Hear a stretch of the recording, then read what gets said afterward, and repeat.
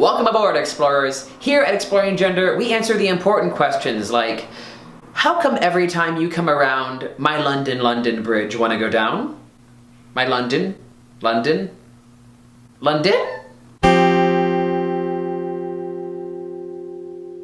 I'm Charlie, my pronouns are they and them. You are a collection of hopes and dreams inside of a meat suit. This is Exploring Gender, and welcome to Trans 101, where we'll be answering a lot of your questions. What does transgender mean?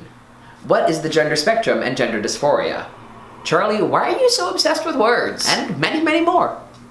Let's get exploring.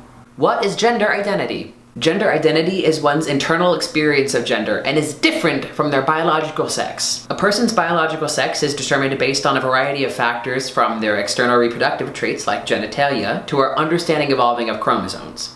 Development in DNA research has actually shown that chromosomes are a lot more complicated than my football coach at my high school led me to believe in 10th grade biology class. Trans YouTuber extraordinaire GIGI GOURGOUS made a video with ASAP Science about the science of being transgender, and I'll include a link for that below because, to be honest, they discuss it in a way I feel I can't improve upon. All of this to say, biological sex is not the same thing as gender identity, and gender identity is how a person experiences themselves in context of gender on the gender spectrum.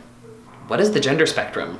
In the same way that our concepts and understanding of DNA and chromosomes are evolving, so are our concepts and understanding of gender. To be honest, it's always been evolving and changing, and it's actually pretty variant depending on the culture you live in and the time period. But for the sake of this video, let's talk about 20th and 21st century Western gender constructs. Previously, when understanding and discussing gender, people used a binary model of understanding. A person was either man or woman, with a hard line in between the two. Women are pink and love Gilmore Girls. Men are blue and love lumberjack cosplay. We now know that gender is much more like a pinkish, purplish, fluidish, purpley blob. In the same way that on the color spectrum, there's not a clear line in between pink and blue. There's definitely a difference. Pink is not blue, but there's not a place where pink begins and blue ends, or vice versa. It's a gradient, and a person can find their identity at one point on the gender spectrum, or at no point, or at different points at different times. Identities are as individual and nuanced as people are. What does transgender mean?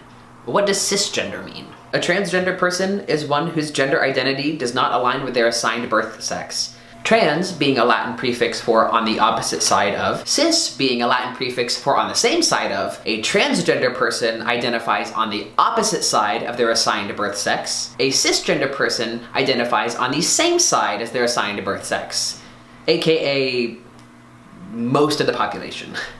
What does non-binary mean? A person that does not identify within the either-or model of gender is non-binary. A person can identify specifically as non-binary, or non-binary can be used to encompass a multitude of identities from genderqueer to agender. A person can be non-binary and transgender, or a person can be non-binary and not transgender. What is gender dysphoria? No, I'm talking about the experience of gender dysphoria, not the diagnosis. The latter being the former clinical psychological term for being transgender. Not to say that being transgender is a mental disorder, however, having the diagnosis let medical professionals better serve their transgender patients. Giving a diagnosis to a patient allowed them to have access to things like hormones or surgery. However, the usage was stopped this year in 2019 by the World Health Organization. But in terms of symptoms or feelings, gender dysphoria is the feeling of distress a person can experience for their gender identity not aligning with their birth sex. I'm going to say something that's legitimately controversial within the genderqueer community. You don't have to have gender dysphoria to be transgender. You can know exactly who you are and be confident in that fact without having to feel distress about it. So gender dysphoria is not the same thing as being transgender, but is the feelings of distress that can arise from gender identity not aligning with birth sex. Being transgender can't be treated. Gender dysphoria, however, can be. What do hormones do? Other than causing voice cracks and acne, hormone replacement therapy, or HRT, actually does a lot and has been proven to be the most effective way in treating gender dysphoria. In the same way that a person doesn't have to experience gender dysphoria to be transgender, a person does not have to go on hormones or have any surgeries to identify as transgender. Not every transgender person chooses to go on hormones or has access to them. That doesn't make them any less transgender. For those that do have access or choose to go on hormones, HRT can look really different for lots of different people.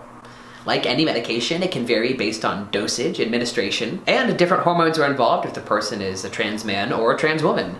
I'm not going to pretend to know anything about the process of transitioning for trans women because I am not. I made a video a long time ago about me taking my at-home T-shot, but let me know if it's a topic that you would like me to explore more and talk about the different ways that you can administer testosterone. I didn't know that cream was available. So, are you a trans man or a trans woman? This is actually a label distinction that I didn't know growing up. Because I was confusing birth sex with gender identity, I didn't know if someone assigned female at birth, or AFAB, like myself, was referred to as a trans man or a trans woman. I can now definitely say I am a trans man.